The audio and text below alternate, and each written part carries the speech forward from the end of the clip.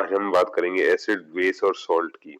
ये आप सामने देख सकते हो, ये मेरे छोटे मोटे नोट्स है जिससे मैं खुद पढ़ता हूँ और अपने लिए नोट्स बनाता हूँ। तो ये सबसे पहले ये चैप्टर का नाम है एसिड और बेस। तो इसके बारे में हम पढ़ेंगे। सबसे पहले हमें पता है कि एसिड जो होते हैं वो सोर इन टेस्ट होते हैं। इसका एक सबसे बढ़िया एग्जाम्पल है लेमन, जिसका पीएच 2.2 के आसपास रहता है। और बेस है, बेस आप भी कोई भी ले सकते हो। बेस जैसे कि आपके साबुन हो गए, ये बिटर बिटर इन टेस्ट होते हैं, थोड़े कड़वे होते हैं। और इनका जो इंडिकेटर है ये यहाँ पे फिनोप्थलीन है। फिनोप्थलीन एक बढ़िया इंडिकेटर है। तो इसके बाद ये आगे मैं आपको बताऊं कि जो बेस है अगर उसके अंदर फिनोप्थलीन डालोगे, तो कोई भी बेस के अंदर अगर फिनोप्थलीन डालोगे तो वो उसको पिंक कलर में कर देगा। अगर उसी की जगह एसिडिक होगा तो एसिडिक के अंदर कोई चेंज नहीं आएगा। मिथाइल ऑरेंज, तो मिथाइल ऑरेंज एक बढ़िया एग्जांपल है। जो बेस होने पे उसको येलो कलर, बेस होने पे ये येलो कलर देता है और एसिड होने से रेड कलर आता है उस पे। तो ये मिथाइल ऑरेंज की खासियत है। अब टर्मरिक, सबसे बढ़िया आपका आपका जो नेचुरल इंडिकेटर है उसमें टर्मरिक आता है। आपको जैसे पता होगा कि हमारे जैसे भी शादी फंक्शन में कभी भी हम सब्जी खाते टाइम थोड़ा सा मतलब कुछ भी अपनी शर्ट भी गिर जाता है। तो जैसे कि वो गिरते ही आपने देखा होगा वहां पे एक पीला कलर का निशान होता है हल्दी का। अगर उसको हम साबुन से धोते हैं तो वो रेड पड़ जाता है। अगर हम उसको एसिड से धोएं तो उस पे कोई चेंज नहीं आएगा। तो इससे वो चीज बताता है कि वो भी एक बेस का इंडिकेटर है जो बताएगा कि वो एसिडिक है बेसिक है। तो सबसे पहले आपने ये लास्ट में देखा होगा, ये लास्ट में सबसे बढ़िया एग्जांपल आपका है या इसमें दे रखा है, वो है लिटमस का। लिटमस का वो क्या करता है, ब्लू लिटमस को रेड लिटमस में चेंज करता है अगर वो एसिडिक हो, और अगर बेसिक हो तो रेड लिटमस को ब्लू में चेंज करता है। और इसके बाद आ रहे हैं सारे के सारे ऑल्फैक्टरी इंडिकेटर्स। ऑल्फैक्टरी इंडिकेटर्स में हो गया वेनिला एसेंस जो कि ईस्टर से बनता है, अनियन, प्याज। ऑल्फैक्टरी इंडिकेटर्स वो होते हैं जो कि हम सूंघने से बता दे कि एसिड है बेस। और क्लोव का ऑयल, क्लोव ऑयल भी इसका बढ़िया एग्जांपल है। अब इसके बाद इसके थोड़े बहुत एग्जांपल हैं, जैसे कि एसिड रेन, जैसे कि इसके अंदर आ गया एसिड रेन। इसका बहुत ही बढ़िया एग्जांपल, एसिड रेन के बाद इनका जो पीएच होता है वो 7 पॉइंट पीएच जो हमारी बॉडी का रहता है वो 7 से 7.8 तक रहता है।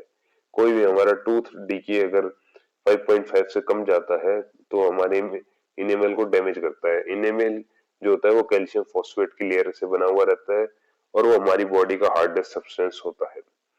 ये बात ध्यान रखना, वो अगर स्ट्रॉन्ग एसिड होगा तो वो सबसे ज्यादा H प्लस आयंस देगा, और जो वीक एसिड होगा उसके अंदर H प्लस आयंस कम होंगे, और ये उसकी खासियत होती है। और तो सबसे बड़ी एग्जांपल जो प्रोसेस ऑफ डाइल्यूशन है उसकी बात की गई है। प्रोसेस ऑफ डाइल्यूशन में क्या होता है कि हमेशा आप पानी के अंदर जो भी कंसंट्रेटेड एसिड है वो ऐड करोगे। तो सबसे पहले एसिड होता है क्या है, एसिड दो टाइप के होते हैं। एसिड एक तो होता है डाइल्यूट एसिड, एक होता है कंसंट्रेटेड एसिड। तो जो डाइल्यूट एसिड होता है उसको बनाया जाता है, उसको हम कंसंट्रेटेड एसिड से बनाते हैं।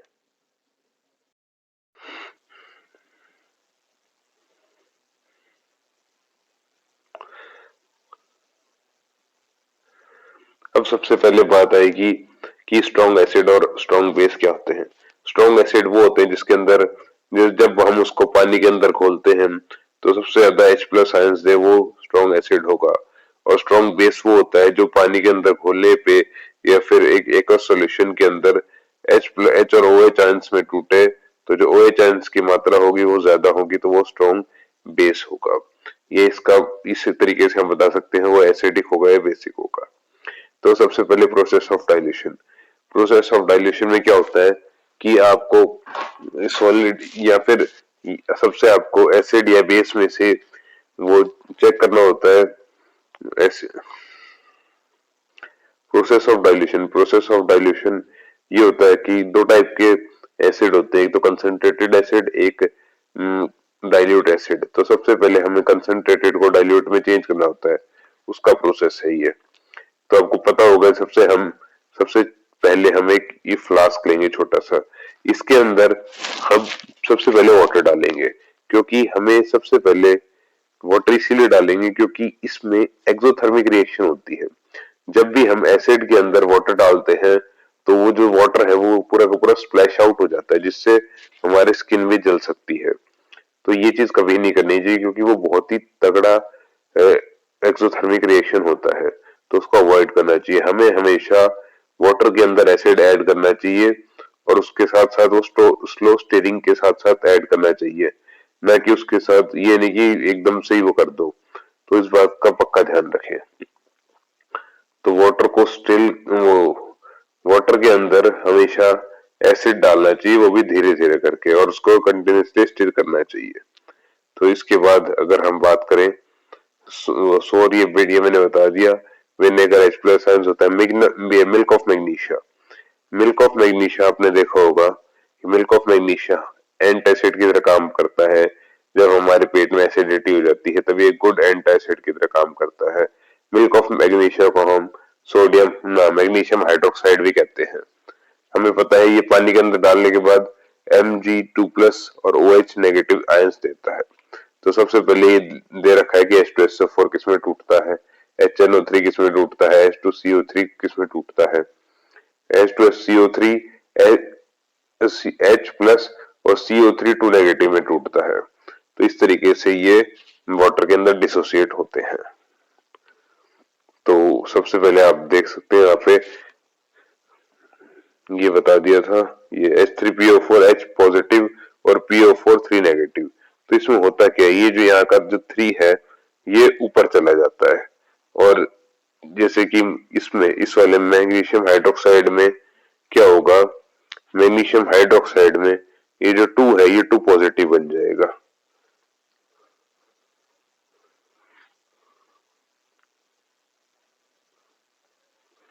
ये मैग्नीशियम हाइड्रोक्साइड में जो 2 है ये 2 पॉजिटिव बन जाएगा और OH नेगेटिव रहेगा। तो इस तरीके से रिएक्शन होती है। NaOH है, ये Na पॉजिटिव और OH नेगेटिव में टूटता है, K पॉजिटिव और OH नेगेटिव में टूटता है। तो इस तरीके से ये टूटते हैं। अब सबसे पहले हाइड्रोनियम आयन के बारे में आपने पढ़ा होगा, हाइड्रोनियम आयन कैसे बनता है। जब हम H+ आयंस को वाटर के साथ रिएक्ट करते हैं तो हाइड्रोनियम आयन बनता है। और विनेगर के साथ एसिटिक एसिड, ये इनकी एप्लीकेशन है। ये इसके आपने ग्रीन अपनी बुक में एक ग्रीन से टेबल में दे रखी होगी, ये सारी सारी इसमें दे रखा है कि किसमें ऑरेंज में कौन सा एसिड प्रेजेंट रहता है। एप्पल के अंदर मैलिक एसिड रहता है। तो ये सारी चीजें, एंट के अंदर मेथनोइक एसिड होता है, फॉर्मिक एसिड भी कहते हैं, और विनेगर के अंदर एसिटिक एसिड होता है। अब बात आती है कि एल्कलाई सॉल्यूशन क्या होता है। एल्कलाई एल्कलाई एल्कलाई वो होता है जो वाटर सॉल्युबल बेस को हम एल्कलाई सॉल्यूशन कहते हैं, जैसे कि NaOH, क्योंकि ये सोपी टू टच होता है और ये कोरोसिव भी होता है। तो इस तरीके से ये एल्कलाई सॉल्यूशन होते हैं। अब इसके बाद बात आती है chemical properties of acid and base. Acid और बेस की केमिकल प्रॉपर्टीज, इस बारे में अगर हम बात करें एसिड और बेस की केमिकल प्रॉपर्टीज, तो इसके बारे में करते हैं।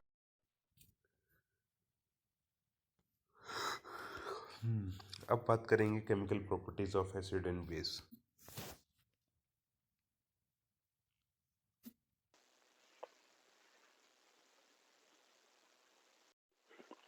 अब बात करेंगे chemical properties of acid and base. तो सबसे पहले केमिकल प्रॉपर्टीज की बात करेंगे। हमें पता है कि एसिड और मेटल के साथ मिलके हाइड्रोजन गैस प्रोड्यूस करता है, और इसके साथ साथ इसके मैं एग्जांपल ले अगर मैं देखूं, और बेस और मेटल जब रिएक्ट करते हैं तो सॉल्ट प्लस हाइड्रोजन गैस निकालते हैं। जैसे कि सबसे बढ़िया एग्जांपल है HCl प्लस Zn के साथ रिएक्ट किया तो ZnCl प्लस हाइड्रोजन गैस बाहर निकली। H2SO4 प्लस Zn निकाला तो ZnSO4 प्लस हाइड्रोजन गैस बाहर निकली। तो ये इसके एग्जांपल है। और अगर मैं बेस के साथ रिएक्ट करूं तो ये क्या होता है कि ये एसिड, ये Zn प्लस NaOH है तो ये बनता है Na2ZnO2। ये इसको हम सोडियम जिंकेट भी कहते हैं ना, हाँ सोडियम जिंकेट भी कहते हैं, हाइड्रोजन गैस के साथ रिलीज करता है। तो इसका हाइड्रोजन गैस का एक टेस्ट भी दे रखा है। अगर हम इस हाइड्रोजन गैस को सोपी सॉल्यूशन के अंदर लेके जाएंगे और वहां से जो गैस निकलेगी उसको एक लाइट, एक कोई भी कैंडल के साथ ऊपर बर्न करेंगे तो वो ये पॉप साउंड देता है। तो कभी भी पूछे कि पॉप साउंड कहाँ से आते हैं तो वो हाइड्रोजन गैस के टेस्ट के साथ ही पॉप साइन आती है, आपकी बुक के अंदर एक्टिविटी मिल जाएगी, तो वहां से आप देख सकते हो। उसके बाद हम कोई भी एटल है उसका मेटल ऑक्साइड के साथ रिएक्ट करेंगे, या फिर कोई भी बेस है उसको नॉन मेटेलिक ऑक्साइड के साथ रिएक्ट करेंगे, वो एक ही चीज होती है। अगर मैं आपको बताऊं तो सबसे पहले आपने देखा होगा मैग्नीशियम हाइड्रोक्साइड है, मैग्नीशियम है। मैग्नीशियम को अगर मैं ऑक्सीजन के साथ रिएक्ट करूं तो MgO2 बनाता है। अगर मैं मैग्नीशियम को Mg+O2 के साथ रिएक्ट करता हूं तो अगर मैग्नीशियम को Mg तो ये MgO बनाता है। अब MgO हमें पता है बेसिक इन नेचर होता है, क्योंकि हमने इसके ऊपर थोड़ा सा पानी डाल के लिटमस टेस्ट करते हैं तो इसके अंदर ये बेसिक इन नेचर होता है। तो सबसे पहले हमें पता है ये, तो इससे एक चीज पता चलती है कि जो मेटल ऑक्साइड होते हैं ये बेसिक इन नेचर होते हैं, और बेसिक इन नेचर होते हैं तो इसमें अगर सॉल्ट के साथ रिएक्ट करें तो ये एज अ बेस काम करेगा। और हमें पता है अगर हम एसिड और बेस को रिएक्ट करते हैं तो सॉल्ट प्लस वाटर निकलता है। तो ये आपको आपके सामने एग्जांपल है HCl, HCl प्लस CaO, तो CaCl2 प्लस हाइड्रोजन गैस बाहर निकलेगी, नहीं प्लस ये ऑक्सीजन ना, ये वाटर बाहर निकलेगा। तो ये सब सिंपल सा एग्जांपल है। और ये दूसरा एग्जांपल आपको पता है जैसे कि सल्फर डाइऑक्साइड, कार्बन डाइऑक्साइड, ये नॉन मेटेलिक ऑक्साइड होते हैं क्योंकि सल्फर एक नॉन मेटल है और ये ऑक्सीजन के साथ रिएक्ट करके ऑक्साइड बना लेते हैं। तो NaOH है, जो भी NaOH होता है बेस होता है, जब ये बेस का काम करेगा तो SO2 अपने आप एसिड का काम करेगा। तो ये बाय नेचर ही एसिड का काम करता है और ये Na2SO4 बना लेता है और हाइड्रोजन गैस रिलीज करता है, ना हाइड्रोजन ये वाटर निकाल देता है। तो metal compounds are basic in nature और non metallic compound are acidic in nature. ये वाली बात हो गई। अब हम बात करते हैं एसिड प्लस मेटल कार्बोनेट की। इनकी जब रिएक्शन कराते हैं तब क्या होता है।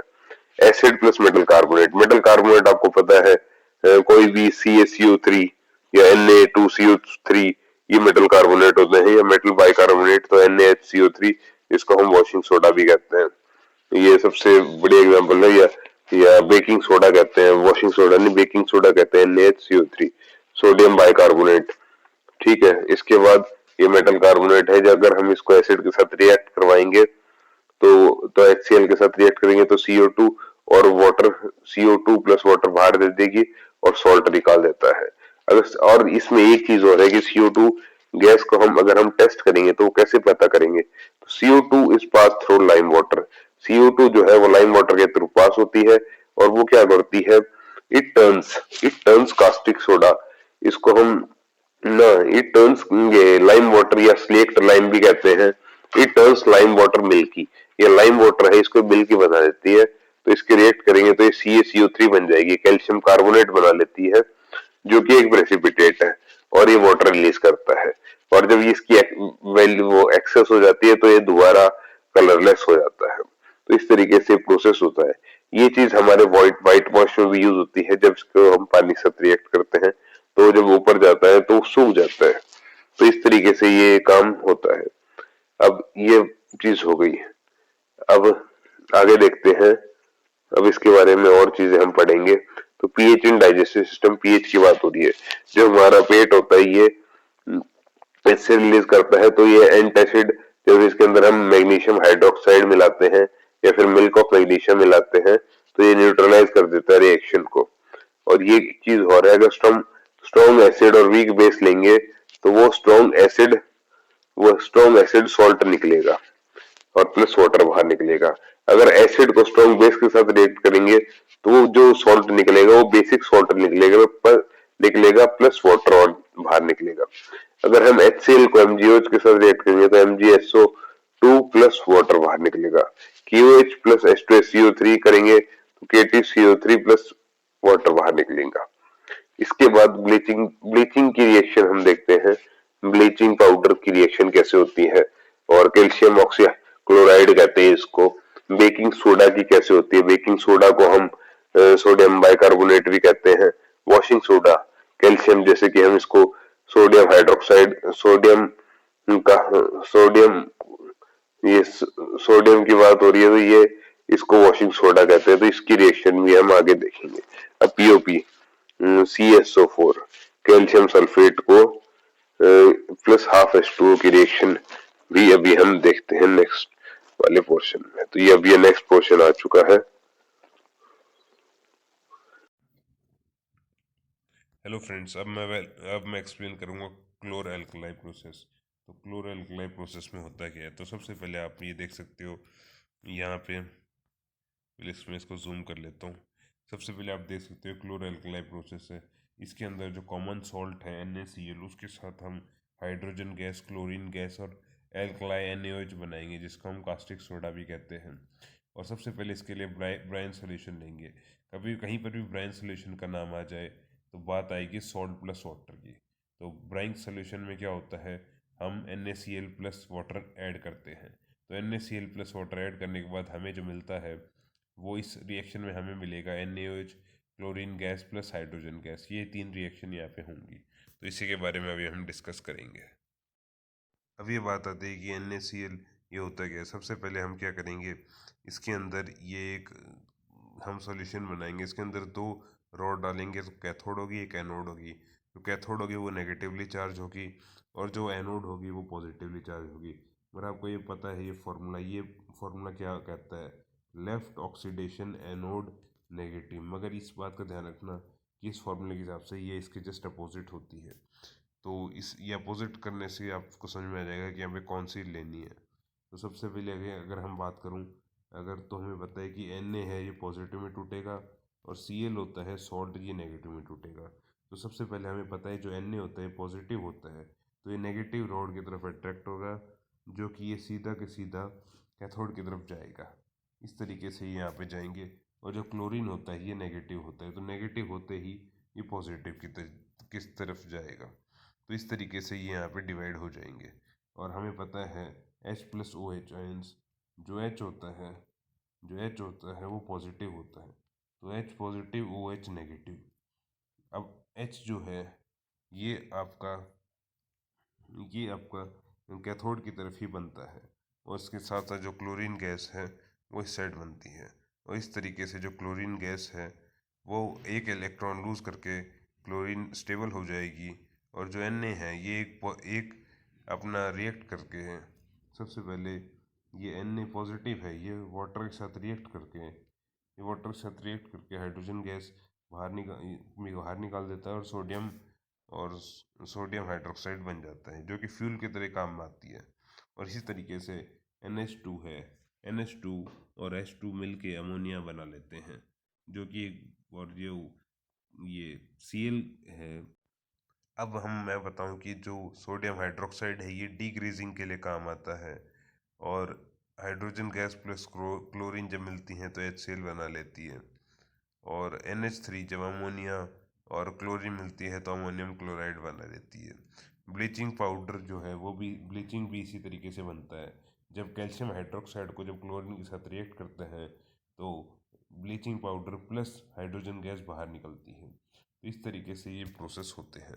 इसके बाद अगर अगर मैं बात करूं कि HCl गैस की, HCl जो होती है, HCl प्लस सोडियम बाइकार्बोनेट को रिएक्ट करता हूँ मैं, तो ये NaCl वाटर और CO2 निकलती है।